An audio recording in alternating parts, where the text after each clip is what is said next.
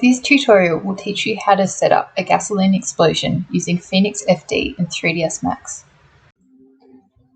First thing we need to do is to go into Customize and then Unit Setup. So we want the display units to be in meters, but if we click on System Unit Setup, we want this to actually be in centimeters. So then click OK and OK again. Next, we want to create a sphere, which you can find in the Create panel in the Geometry tab. So click on Sphere and click and drag. Now we want to make a radius of 24 meters.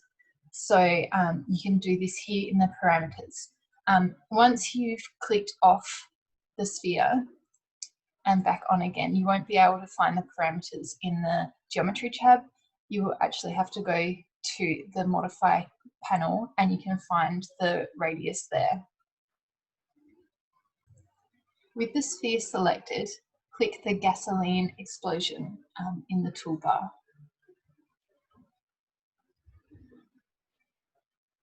This will set up your Pheonix icon as well as this cube.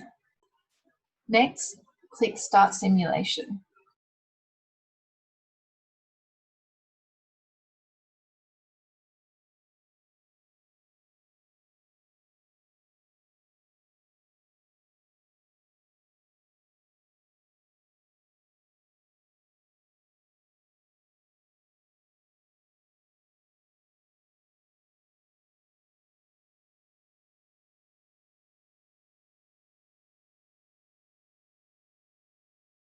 Once your simulation moves outside the box, click Stop to finish the simulation. So now when you drag along your keyframes cursor, you can see the explosion happening. Pheonix can also set up other simulations. So this one is of water. The same steps were taken by just drawing a sphere at 24 meters and then selecting this button and then running the simulation. This is the cigarette smoke simulation. So it's just simulating a small amount of smoke.